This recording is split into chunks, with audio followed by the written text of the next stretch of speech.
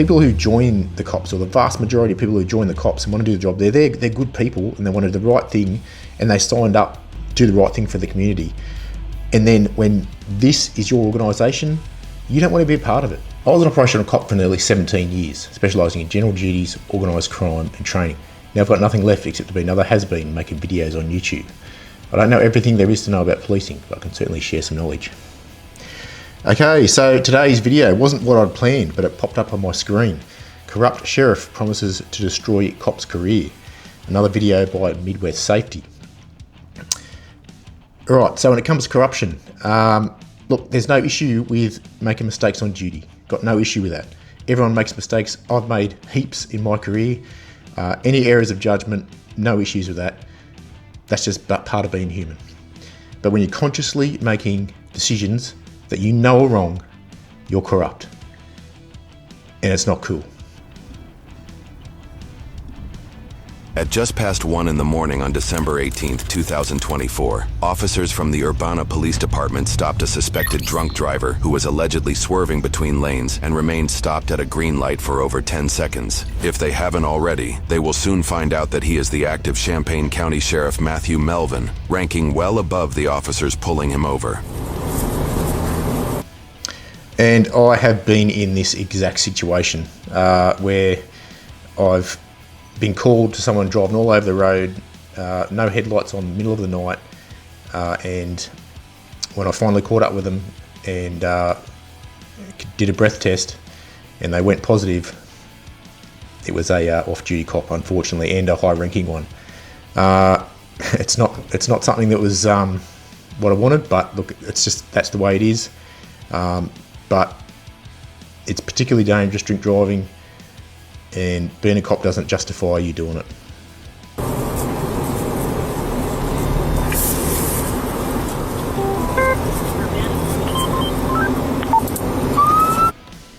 And interestingly enough, he did threaten my employment as well, which obviously turned out to be a non-issue.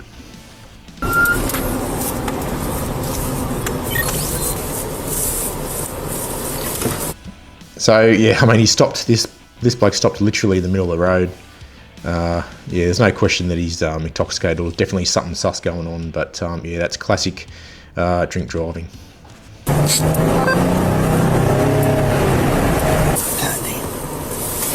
241102 for traffic stop.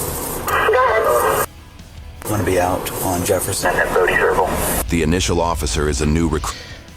So it sounds like he's a new bloke on the job, which for him, yeah, this is going to be a hard situation.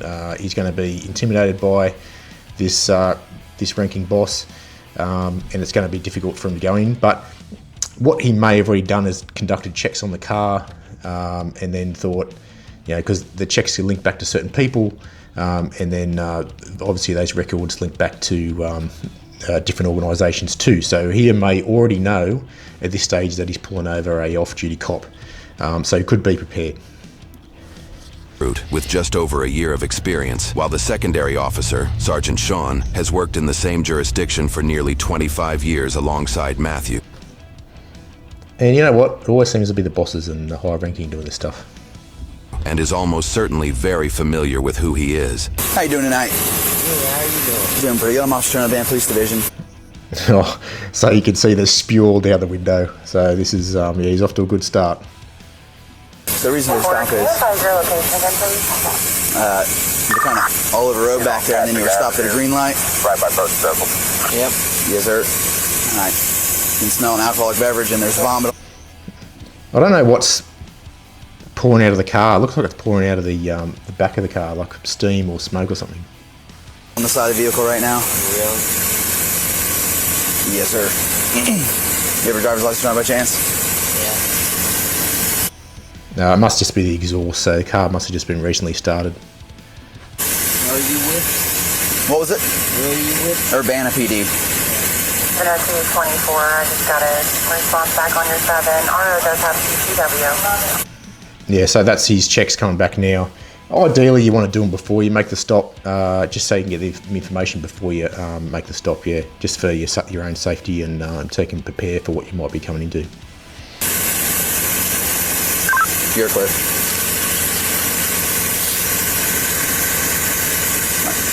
Thank you. They're back with you, okay? Here, the county sheriff's identification is fully verified as he presents a distinctive license for his position.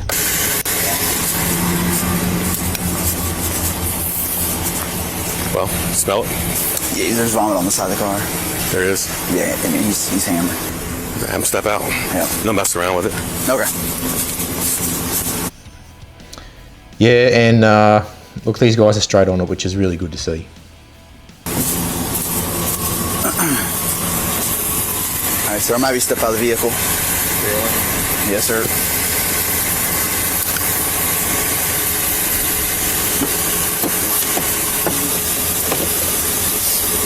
I'm not sure what systems they have in place to actually place him under arrest. In Australia, every car's got a what we call an alcometer. You just basically get them to breathe into the tube.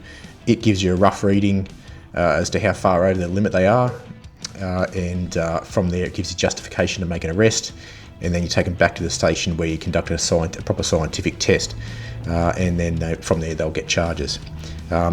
I don't know. Do they do the sobriety thing? I don't know. Let's see. Find out. Come on, walk over here. You're okay?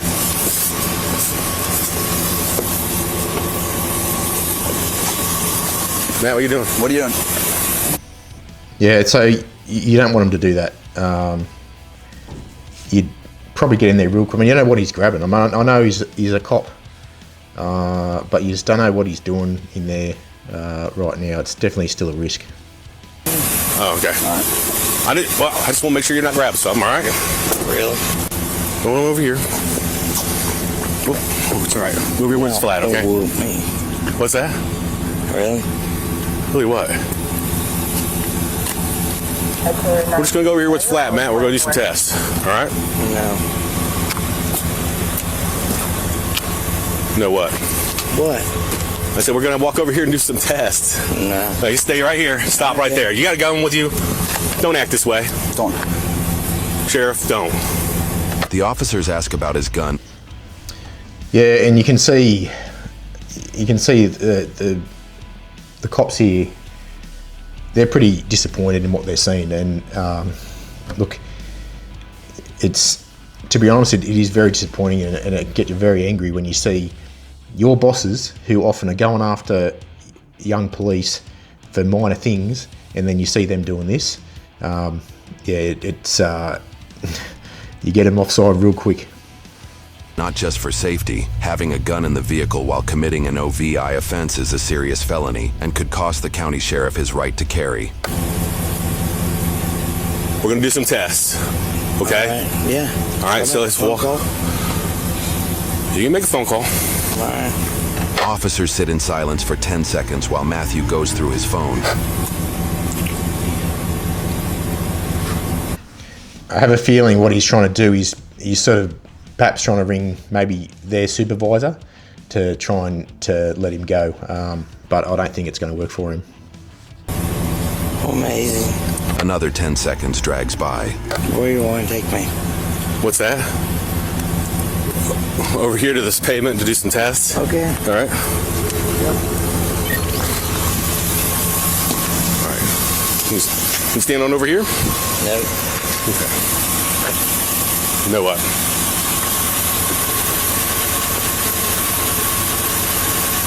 You guys are amazing. Silence continues for an additional 15 seconds. It's funny. He seems to think that he's got some sort of right to just to be let off for this, or for, you know, he's probably expecting the guys just to I'll just drop him home and then go from there. But this guy's he definitely needs to go in. Seconds. Freezing. It's cold out. Yeah, freezing. Ow. Thank you, Jerry. Are you trying to call Josh Jacobs? No. Lieutenant Josh Jacobs reports to Matthew and is the direct commanding officer of the uniformed police on scene. It is unclear if the call connects, and no records are currently available to confirm who Matthew is attempting to call. All right, well, let's get done with that, and let's go ahead and finish these tests, all right? Are you refusing to take the test? Is that what you're doing? Jake. Matt. Refusing to take the test? No, I'm not refusing to do that. All right, then let's go over here to where it's flat. I like to go home. Okay. What?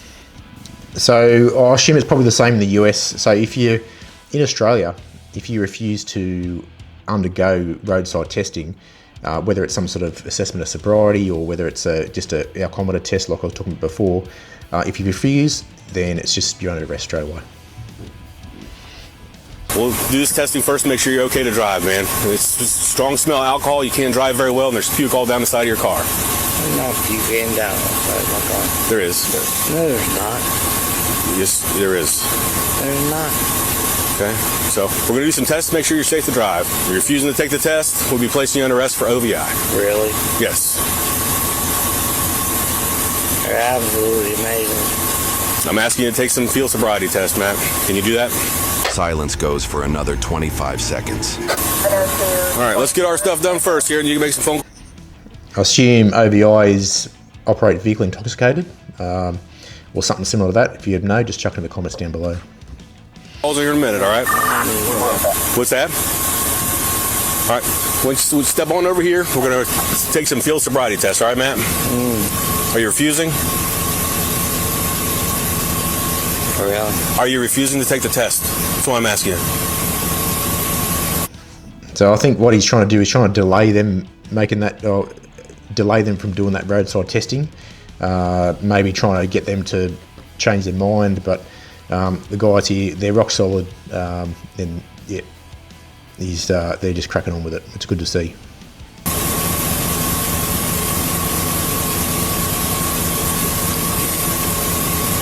Are you refusing to take the test? Yeah, I'm recording. Yes. I don't care. Okay. Silence continues for over 30 seconds. All right, man. I'll let you make a couple of phone calls, but we got to get this moving along here. So are you going to take some field sobriety testing?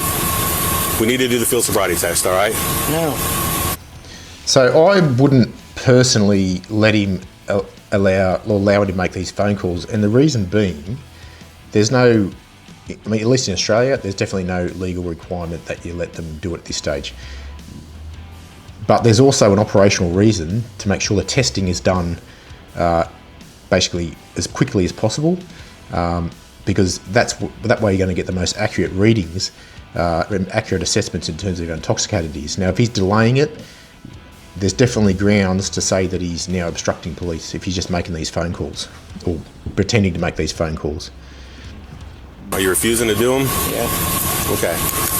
Well, then I'm going to have to place you under arrest for OVI. Really? Yeah. For what? For driving under the influence of alcohol. You got a gun on you? Really? Yes. Matt, you're under arrest. So, yeah, so the boys have put him under arrest.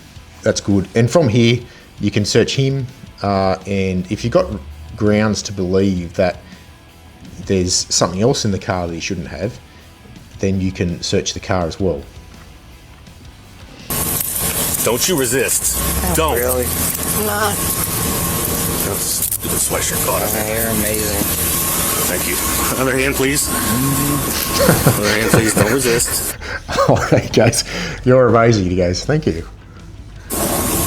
He's got broad shoulders. Get the set of cuffs out. I'm not trying to wind him up. I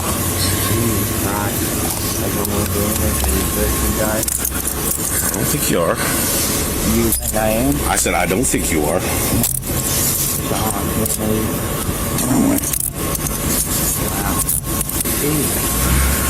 Yeah, it's because there's two of them on it. It's like that. Alright, I know you're not. I'm going to leave your knife in the truck, alright? Is that cool with you? Yeah, with me. And then the truck. Yeah. Cute. Double lock them, sound get tighter on you, you know. You got the right to remain silent, you understand that? And anything you say can be used against you in court, you understand that? You have the right to speak with an attorney before any questioning. If you can't afford one, won't be provided for you by the court. Do you understand those rights? You understand them? So, yeah, he's playing the game. So, generally, you read them their rights, or in Australia we call it deliver a caution, when they're not free to leave, or when you're going to ask any sort of questions in relation to an offence. There are some exceptions to their right to silence, depending on what the laws are there in Australia. But yeah, so that's basically, he doesn't have to say anything from here on. But there are certain things he does have to actually comply with, like perhaps an assessment of sobriety or some sort of scientific test back at the station. You know I'm doing my job. I know you know what I'm doing. Huh? All right, come on this way. All right, turn around. Put your butt down first. Our seats are hard, all right? So put your butt down first and slide in. Oop, oh, damn, dude, I'm trying to hurt your You all right? You all right, man? All right, you in? Okay. Are you okay if I move your truck, or do you want me to tow it? Are you good if I park it over here? Huh? I can move it over here and just park it over here in Bodie Circle, if you're all right with that. But you gotta give me permission to do it. If not, I'll have it towed. It surprises me that he needs to give him permission to move the car. In Australia, you would just get in and move the car because you got the powers just to conduct your duty and just maintain a safe environment for everyone, including the road users. And if the car's in the middle of the road, yeah, you can move it. There's no issues there. It's interesting though that over there, perhaps that's not the case, and he's got to get it towed. I don't want to tow your truck, man. I'd rather just park it, but you gotta tell me it's okay for me to park it. Matthew refuses to answer the question as 10 seconds of silence goes by. Can I park it? Another 12 seconds of silence goes by before Matthew attempts to adjust himself in the seat. Let's make this quicker and we get those damn things off you. Can I just park this thing? Is what I'm asking you. 5 seconds of silence. Huh? 6 seconds of silence. So no, I can't park it? 13 seconds of silence goes by before the sergeant gives up communicating with Matthew.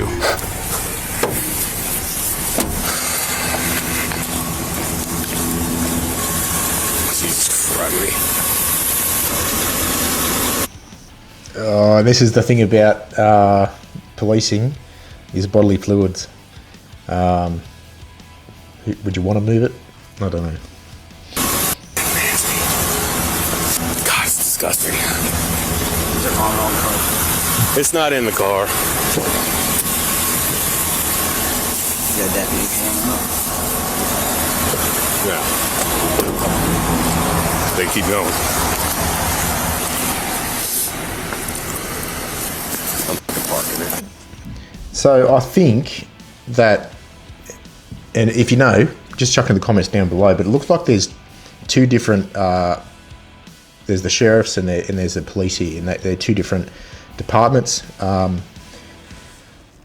Is there a bit of rivalry? We don't know. It doesn't really matter. But it looks like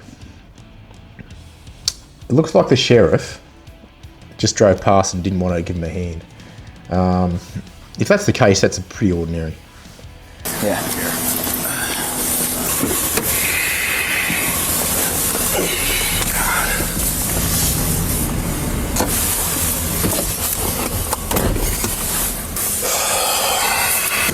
There's vomit with a heavy smell of alcohol on the vehicle. Yeah, it's good, and he's collecting different evidence there in terms of what he can on the camera. He's recording even though we already saw it, he's recording it specifically that there's spew down the side of the car, and looks like he's just grabbed something else there. It might just be his ID though. Grabs ID's box truck. Yeah. I think I left his phone in his pocket. I wasn't really worried about it, but we need to take it out before you uncuff him. I'll meet you back there. Okay. I'm gonna be in route back to 25 with the mail 21. You're clear. 126. The just under 3-minute ride to the station is spent in silence. 2411 or 2. 141 or 25. All right, sir. Step on out.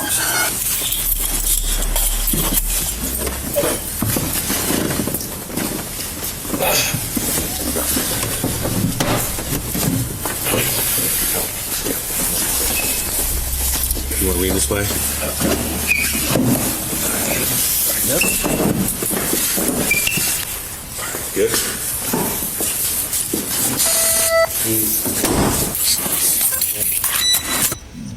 So he's just like trying to belittle them and trying to stand over them, even though he's the one in the cuff. So it's shit go.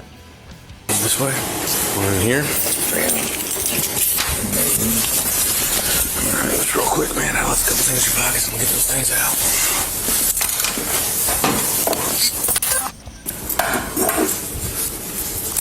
Cute how tight those are. What are you talking about? I can fit my finger in there, man. Look at that. Obviously, we're going to go over the 2255. Either way, if you're going to get charged, we're going to do fingerprints. And if you call somebody, you can have them come pick you up. Yeah. Okay? So, I'm not trying to put nobody in jail or nothing like that. All right? You're going to, this is your baby, so. Yeah, you. Huh?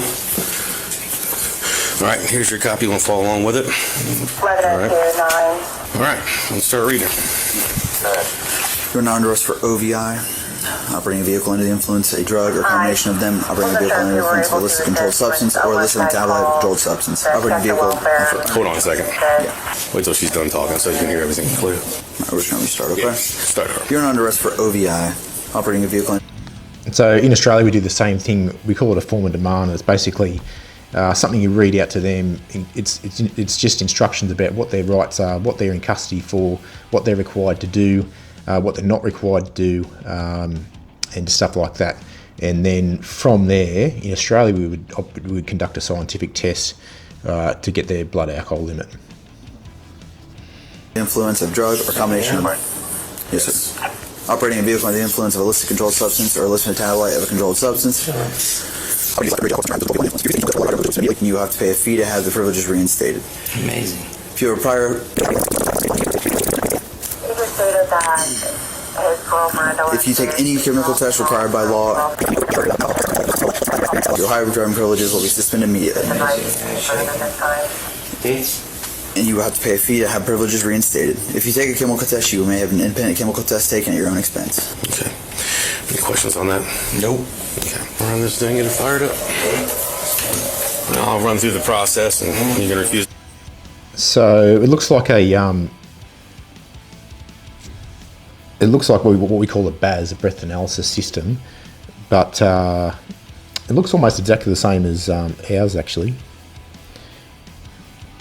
So what they were saying there is that when they take that sample of breath from him, it comes back with a reading of how much alcohol's in his blood, but he gets the option to go and take his own blood test done if he wants to.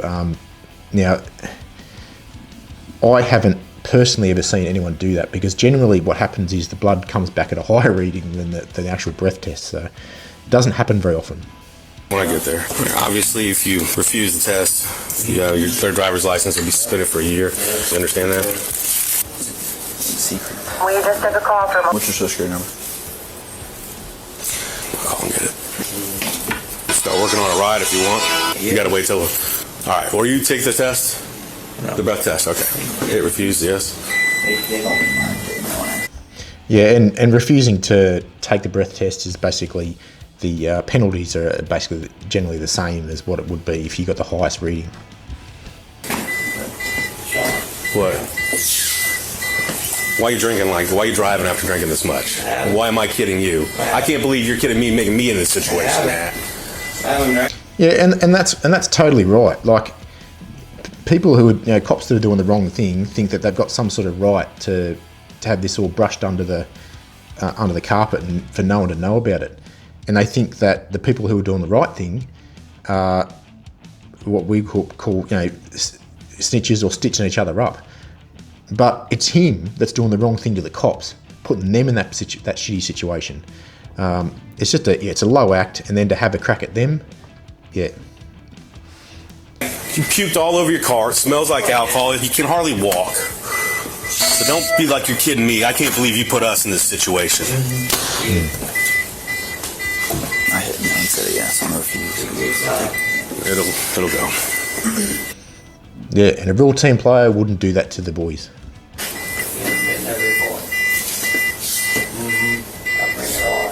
Bring everything out. Hey, can you come get me? At the police department? Yep. Thanks. She hadn't been drinking tonight, has she? You're fun. You play a game. Is that a game? Play. I'm not sure why the camera's blue. That's not me. I'm assuming there must be some sort of sensitive information or something in the background there, or that they don't want you to see, which is fair enough. You don't necessarily want to have information that's on display in a police station out for everyone to see. Since you refused the test, obviously you're being charged with OVI. I got to do the prints. He's going to print up a ticket as soon as Michelle, is that what you called? As soon as she gets here, we'll get you out of here. So come on with me. Before we go upstairs, you got to use the restroom and everything. You're good.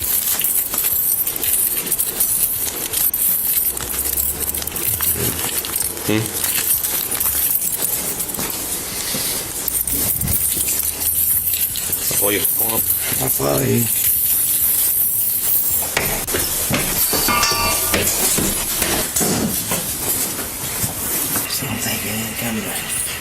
What's that? Yeah, that looks like a computer screen, so it's going to have sensitive information on there. What'd you say? You're amazing. Can I make a phone call? Not right now. Let's get this done first. Cute. All right, come around here. For what? For your fingerprints? For why? We have to do that when they make an OVI arrest. I'll refuse that. Okay. So, like, he's so drunk that he thinks he's been smart, but he's actually been dumb. It doesn't do anyone. It doesn't give anyone an advantage, including him. He's just gonna, in Australia, if someone refused to take prints, look, there's a certain process you can do, but you can use essentially force to take that evidence. Use that. I can't. Then we'll have to put you in jail. No, I can't. Why would you refuse? That's part of the booking process. I haven't done anything, Sean. You know, you and I both done that. Okay, then take. And even if, for some reason, that when police took the prints, and for some reason it was deemed to be unlawful, those prints can be later deleted off the system retrospectively. So there is no point refusing it. That a master test proved you're not drunk. Really? Yeah. You're driving all over the road. So one thing that's really, really important, and they've done it, is to collect all their observations on the camera, and they've done that really well, especially going into detail about the spew on the car and that sort of stuff, because that all goes towards showing the court how intoxicated he is, because they don't have any of that scientific evidence. They've just got their observations, what they've seen on camera, and that sort of stuff in their statements. Hey, stop at a green light. I have not been that. You puked all over your car. No, I did not. I have not puked on my car. Somebody else may have puked on my car. Okay. Someone else puked on your car. Okay. Then why are you driving so horribly? Why am I not driving wet? Horribly. I'm not. Okay. Then why don't you just take the test and prove I'm wrong? Why you want to fight with me? I don't want to fight with you. No, you want to argue with me because of everybody else. Because everybody else what? Son, really? I don't care about politics. Election. Yes, you do. Give a You see me jumping up and down on the election stuff? No, Give a less I don't about care about it either. Matthew reveals he lost re-election for county sheriff earlier that year. Though the primary vote took place 9 months prior in March, the transfer of office does not occur until January 5th, less than 2 weeks after this incident. Matthew was elected county sheriff the last 2 terms for a total of 8 years. In the March 2024 Republican primaries, Matthew lost the election by just 9 votes, giving Chad Burrows the victory and effectively removing Matthew from his position come January next year. Though Matthew only narrowly lost, his alleged questionable practices may reflect the public's growing frustration behind his leadership. One case, notably occurring after the primary election, involves Matthew arresting St. Paris Police Chief Eric Smith at the Champaign County Fair in August of 2024, making Matthew the second known officer arrested in the county in a matter of roughly 4 months. Off-duty, out of uniform, and out of... And you can see why the public loses confidence in the police. It's really embarrassing, and but look, although it's an overwhelming minority, of police actively and consciously doing the wrong thing, it has a massive impact on that public perception. So, and because it's always these bad things that get into the media. It's not the good work. Jurisdiction, Eric was arrested by Matthew at a privately run county fair for trespassing and obstruction after refusing multiple times to store his handgun in compliance with the fair's no-gun policy. The charges were later dropped, likely due to Ohio's House Bill 228, which permits officers to open carry if their badge is displayed, something Eric had, despite being casually dressed. St. Paris, which hired Eric as police chief in 2021, placed him on... So it looks like there's a bit of... definitely sort of animosity between bosses in these two different organisations. Paid leave after the fair incident and eventually disbanded the entire department. Mayor Susan Prince cited finances and officer retention as their reasons and cited 5 officers had quit with... Yeah, and this is a massive issue for your organisation in terms of numbers, because people who join the cops, or the vast majority of people who join the cops and want to do the job, they're good people and they want to do the right thing, and they signed up, to do the right thing for the community. And then when this is your organisation, you don't want to be a part of it. I've seen it myself. I've been through it. It's not cool. In 7 months, leaving only Eric, who spent at least 2 months on paid leave as the village's sole officer. When asked by constituents who they could rely on for law enforcement, the mayor informed they would utilize the county sheriff's office, led by Matthew himself, as the village had been compelled to do since the St. Paris Police Department was understaffed. Eric was formally laid off on December 17th after the disbandment, which happens to be the same night Urbana officers arrested Matthew for driving under the influence. Just let me go home. You're gonna go home. I told you that. Okay. But you gotta take your fingerprints. Really? I do. So it's like this internal stuff has a massive bearing on the morale of your police force, and it's because of blokes like this, people like this doing the wrong thing, that ruin it for everyone. No, you don't. You and I both know you don't. I'm standing here perfectly normal with you. You and I... John, you know you are. What?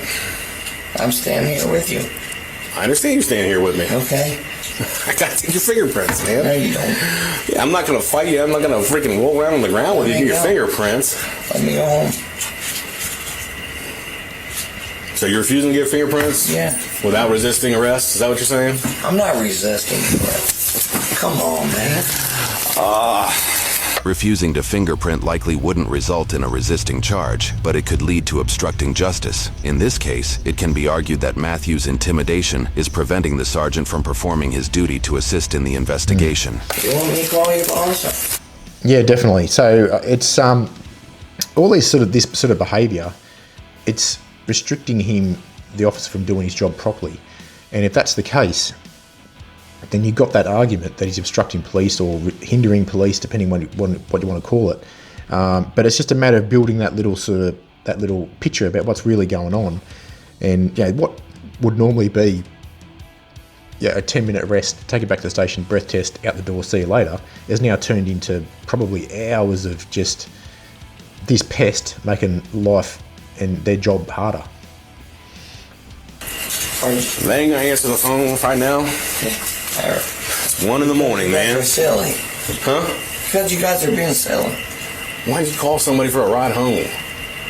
I would've gave you a damn ride home. You don't live that far outside of town. Why are you being silly about it? Come on, come back here. Where? We gotta go to the...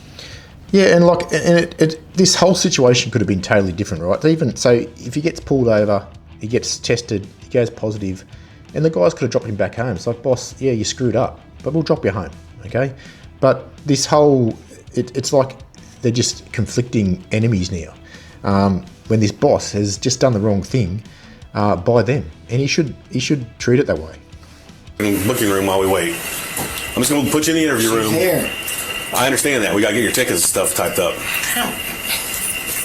Okay? Give me a ticket while I walk perfectly normal. Just have a seat here till we get done.